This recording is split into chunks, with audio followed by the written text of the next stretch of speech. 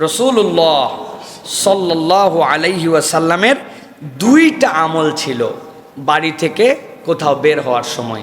এর একটা আমল ছিল, হাদিসের মধ্যে আসছে, ফাসল্লি রাকাতাইনি ইয়ামনাআনাকা মাখরাজি সু।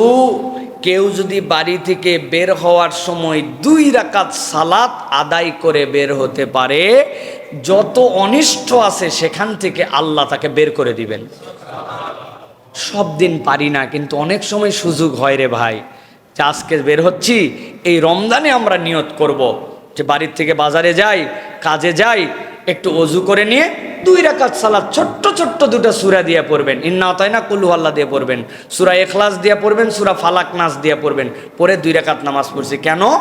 আমার নবী বলছেন যে আমার যাবতীয় আল ক্ষতি থেকে আল্লাহ আমাকে হেফাজত করবেন, এটা হচ্ছে আমার জন্য একটা আমল। ইন্নাস সালাতা তানহা আনিল ফাহশাই ওয়াল মুনকার। অনেক মুফাসসিররা ব্যাখ্যা করেছেন নবীর এই হাদিস হচ্ছে তার মুআফিক। যখন বান্দা 2 রাকাত সালাত পরে বাড়ির থেকে বের হয়, আল্লাহ তার অনিষ্ট থেকে তাকে হেফাজত করেন। আর 2 নম্বর, যখনই বাড়ি থেকে আমরা বের হব, রাসূলুল্লাহ সাল্লাল্লাহু আলাইহি ওয়াসাল্লাম দোয়া শিখিয়েছেন, বিসমিল্লাহ তাওয়াক্কালতু আলাল্লাহ লা হাওলা ওয়ালা কুওয়াতা ইল্লা বিল্লাহ। এই বান্দা যতক্ষণ বাহিরে থাকে, একটা ফেরেশতায় দোয়া পড়ার সাথে সাথে বলতে শুরু করে, তুমি হেদায়েত পেয়ে গিয়েছো এবং সব ধরনের বিপদ আপদ থেকে তোমাকে রক্ষা করার দায়িত্ব দেওয়া হয়েছে। সুবহানাল্লাহ। ফেরেশতা বলে কি বলতে হবে? বিসমিল্লাহি তাওয়াক্কালতু আলাল্লাহ লা হাওলা ওয়ালা কুওয়াতা ইল্লা বিল্লাহ। মনে থাকবে তাহলে? আমরা কিছু আমল বাড়াই ভাই আমাদের জীবনে। আমল ছাড়া জিন্দেগি বনে না, আমল ছাড়া মানুষের জিন্দেগি ওই গড্ডালিকা প্রবাহের মতো চলে না। নামাজ আদায় করলেন আর শর্ট করে উঠে চলে গেলেন, যেন না ভাই, একটু বাদা সলাতের আজকারগুলা পড়ে ওঠেন। 30 সেকেন্ড বা 40 সেকেন্ড হয়তো বেশি লাগবে, কিন্তু আপনি 2-1টা আমল আপনার জীবনে কন্টিনিউ করে নেন, দেখবেন ইনশাআল্লাহ আল্লাহ আমাদের প্রতি ভিন্ন রকম নিয়ামত দান করবেন। তাহলে বাড়ি থেকে বের হওয়ার সময় 2টা আমল, পারলে 2 রাকাত সালাত আদায় করব, আর এই দোয়াটুকু পরে আমরা বের হব। যখন কোনো বান্দা বলে বিসমিল্লাহি তাওয়াক্কালতু আলাল্লাহ লা হাওলা ওয়ালা কুওয়াতা ইল্লা বিল্লাহ, হাদিসের মধ্যে আসছে আল্লাহ শয়তান থেকে ওই বান্দাকে আলাদা করে দেন। শয়তান ওই বান্দার কাছে আর আসতে পারে না। আমরা ঝামাঝাম দৌড়ায় বের হয়ে যাচ্ছি, দৌড়ায় ঢুকে যাচ্ছি, এই প্র্যাকটিস নাই। বাচ্চা কাচ্চাকে শিখাবো, নিজেরাই আমল করব, পারবো ইনশাআল্লাহ। প্রিয় ভাইরা, আর একটা প্রশ্ন আসছে আমার কাছে যাকাত সংক্রান্ত, যে শায়েখ আমার 4টি প্রশ্ন আছে। যাকাত অগ্রিম দিতে পারবো কিনা? আমার ভাই হতদরিদ্র, আমার ভাইকে যাকাত দিতে পারবো কিনা? আমি বাবার দেখভাল করি, কিন্তু বাবাও খুব অসহায়, সেক্ষেত্রে বাবাকেও সেখান থেকে কিছু আমি দিতে পারবো কিনা? না বলে যাকাত দিতে পারবো কিনা? কেননা অনেককে যাকাত বলে দিলে তারা সংকোচ এবং লজ্জাবোধ করে। আমার বউয়ের টাকা নাই, কিন্তু তার স্বর্ণালঙ্কার আছে, তাহলে এই যাকাত কিভাবে সে আদায় করবে? আরেকটা প্রশ্ন, যাকাতের টাকায় শাড়ি কাপড় দেওয়া যাবে কিনা? প্রিয় ভাইরা, অনেকগুলি প্রশ্ন।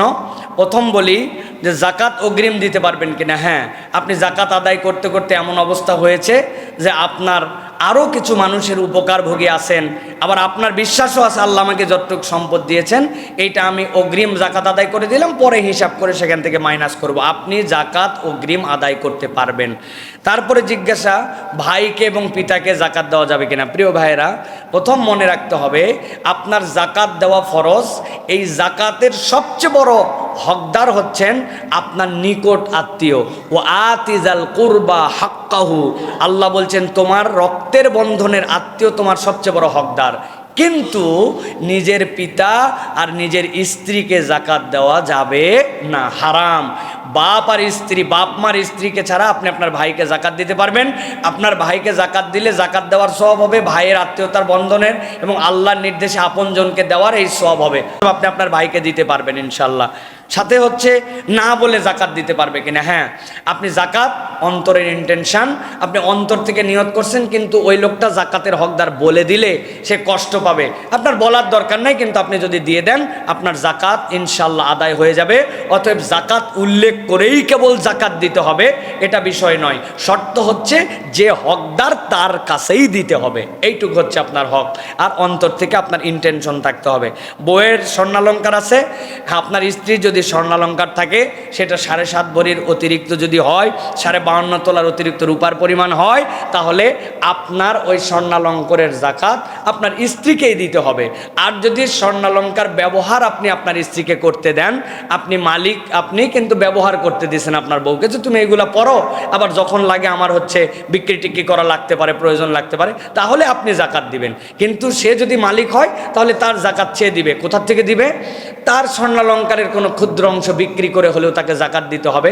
আর এরকম হতে পারে স্বামী স্ত্রীর মহব্বত যদি ভালো থাকে, যে ধরো তোমার জাকাত কত আসছে, এই টাকা বউ আমি তোমাকে মালিক বানাই দিলাম, তুমি জাকাত আদায় করে দাও, তাহলে স্বামীও যদি ওইটা তাকে মালিক বানায়, সেটা যদি আদায় করে, তাহলে জাকাত আদায় হয়ে যাবে ইনশাআল্লাহ। আরেকটা হচ্ছে জাকাতের টাকায় শাড়ি কাপড় দেওয়া যাবে কিনা। প্রিয় ভাইয়েরা, প্রথমে মনে রাখতে হবে জাকাতের সম্পদের মালিক জাকাতের হকদারকে পৌঁছায় দিতে হবে, এই মালিকানা হস্তান্তর করতে হবে। এখন আমি শাড়ি আর লুঙ্গি অনেকের প্রয়োজন হয়, কিন্তু আমরা জাকাতের শাড়ি নামে যা বের করছি, জাকাতের লুঙ্গি নামে যেটা আমরা বের করছি, এটা ইসলামের বিধানকে ক্রিটিসাইজ করা ছাড়ার কিচ্ছু নয়। এখানে জাকাতের শাড়ি লুঙ্গি পাওয়া যায়, এর মানে কি ভাই বলেন, আপনি ব্যাখ্যা করেন। এর মানে সাধারণ মানুষ পড়ার জন্য ভালো যেরকম আর কিছু সস্তা জিনিস পাওয়া যায়। আমি কি ভুল বলছি ভাই? তা আপনি এই ব্যাখ্যা দিয়ে ইসলামকে আপনি ক্রিটিসাইজ করার আপনাকে কে দায়িত্ব দিয়েছে? আপনি জাকাত মানে এখানে ক্রিটিসাইজের আইটেম বানাইছে। উনারা আবার নিজেদের বিরাট একটা ঘোষণা লাগায় নামের শেষে, জাকাত দাতা।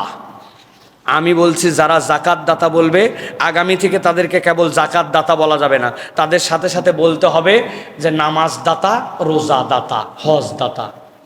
কি আল্লাহ বলছেন আকিমুস সালাহ, আপনি আপনার সালাত আদায় করতেছেন, আপনি বলছেন সালাত আদায়কারী, বা আপনি সালাত আদায়কারী কিন্তু জাকাত দাতা কেমনে হন? এখন থেকে আপনি সালাত দাতা, আপনি রোজা দাতা এবং জাকাত দাতা, তাই বলবেন আপনি।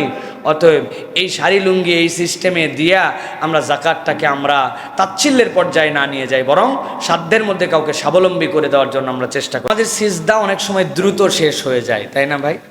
সিজদাটা আমাদের দ্রুত শেষ হয়, সিজদাতে গেলাম, থাকতে পারি না সিজদায়। 6টা বিষয় যদি আপনার হৃদয়ে জাগ্রত করতে পারেন, আপনি সিজদা থেকে মাথা তোলার আগে 2 বার ভাববেন যে এই সিজদা তাড়াহুড়া হচ্ছে না প্রপার হচ্ছে। 1 নম্বর, সিজদাতে যদি মজা পেতে চান, আপনার তুচ্ছতার অনুভূতি অন্তরে আনেন। তুচ্ছতার অনুভূতি না থাকলে হ্যাডাম নিয়ে সিজদা দেওয়া যায় না। তুচ্ছতার অনুভূতি কি? আমি কার সামনে মাথা নত করেছি, আমার রব কত বড়, আসলে আমি কত ক্ষুদ্র, এই তুচ্ছতার অনুভূতি নিয়ে আপনি সিজদায় যাবেন। 2 নম্বর, নৈকট্যের অনুভূতি। আমি যখন সিজদায় যাই, আল্লাহর এর থেকে কাছে যাওয়ার আর কোনো পদ্ধতি আল্লাহর দুনিয়ায় নাই। বান্দা যখন সিজদায় যায়, আল্লাহর বান্দার মধ্যে কোনো প্রাচীর থাকে না। সুবহানাল্লাহ। এই অনুভূতিটা আপনি জাগ্রত করেন। 3 নম্বর, ভগ্ন হৃদয়ের প্রার্থনা। আমার যে হৃদয়ের প্রার্থনা, যিনি চাইতেই দিচ্ছেন, যিনি না চাইতেও দেন, তার কাছে প্রপার চাইতে পারি না, আমি কোন জায়গায় চাবো? আমি সিজদায় চাচ্ছি আল্লাহ, যখন আমার কপাল, যখন আমার নাক, যখন আমার 2 হাত, যখন আমার হাঁটু, যখন আমার 2টা পা, আমার এই সব অঙ্গ তোমার কাছে, তখন আমি তোমার কাছে ভগ্ন হৃদয়ে প্রার্থনা করতেছি। এই অনুভূতিটা আপনি নিয়ে আসেন। 4 নম্বর, গুনাহের বোঝা হালকা হচ্ছে, এটা হৃদয়ের মধ্যে আপনি ঢুকান।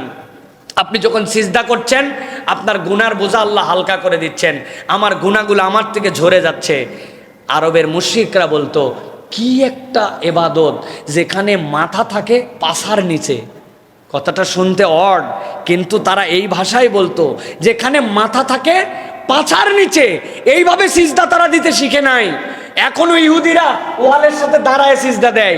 ওই সিজদার আমাদের সিজদার মধ্যে আসমান 60টার জমিনের মধ্যে পার্থক্য আছে। আমার পাছা উঁচু আর আমার মাথা সবচেয়ে নিচু, অথচ মাথা সবচেয়ে সম্মানিত। আপনি আল্লাহ রাব্বুল আলামিনের কাছে কিসের অনুভব নিচ্ছেন? আমি নিচু হয়েছি, আমার গুনাহগুলা ঝরে চলে যাচ্ছে। বোতলটা এরকম করলে কি হয়? পানিগুলা সব পড়ে যায়। আমি এখন সবচেয়ে আমার মাথা নিচু করছি, শরীর সব উঁচু, আমার গুনাহ ঝরে যাচ্ছে। সিজদার তাহলে উঠি কেমনে? ওহো, আমার তো গুনাহ খাতাই নাই, তাহলে বা সিজদার দেওয়ার দরকার কি? আর যদি গুনাহ থাকে তাহলে ঝরানো লাগবে। এটা হচ্ছে আপনার 5 নম্বর, একমাত্র আল্লাহর আনুগত্যের অনুভূতি। এই সিজদা দুনিয়ার কেউ আমাকে করাতে পারবে না। ও ভাই, 10,000 টাকা দেবো, আমার একটা সিজদা দে। আপনি বলবেন ইমান ব্যস্ত আইছি তোর কাছে, ব্যাক কল, ভিক্ষা করে খাবো, তাও তোর কাছে সিজদা দিব না, কি ঠিক কিনা? কিন্তু আপনি বলবেন একমাত্র আমার আল্লাহ বলছেন জন্যই আমি সিজদা দিচ্ছি, দুনিয়ার কেউ বললে আমি এটা দিতাম না। আনুগত্যের অনুভূতি। আর সব সময় আমি সিজদা দিতে পারা মানে শয়তানকে পরাজিত করা। আল্লাহ বলেছেন শয়তান সিজদা দে, ফাসাজাদাল মালাইকা কুল, আল্লাহর যত ফেরেশতা সবাই সিজদা দিল, সিজদা খালি দেয় নাই কে? আর আমি সিজদা দিচ্ছি, অতএব শয়তানকে আমি হারাই ফেলতেছি। তাহলে শয়তানকে পরাজিত করা একমাত্র আল্লাহর আদেশের অনুভূতি। গুনার বোঝা হালকা হচ্ছে, ভগ্ন হৃদয়ের প্রার্থনা, নৈকট্যের অনুভূতি আর তুচ্ছতা। এইগুলো যদি একটু চিন্তা করে আমরা সিজদায় যাই আর আল্লাহর কাছে সিজদাটা দেই, ওই সিজদাটার মধ্যে একটা মজা পাবেন। এইরকম করে 2টা রাকাত সালাত আদায় করতে হবে আপনাদেরকে। পারবেন ইনশাআল্লাহ? পারবেন ইনশাআল্লাহ? ওয়াদা? একটু ভেবে চিনতে আল্লাহর কাছে আমি একটা সিজদা দিলাম, দেখবেন এই কল্পনার এই তাসবিহ করলে আপনি বুঝতেই পারেন নাই 2 মিনিট পার হয়ে গেছে, চোখ দিয়ে পানি চলে আসছে, আল্লাহর কাছে নিবেদিত হয়ে গেছি।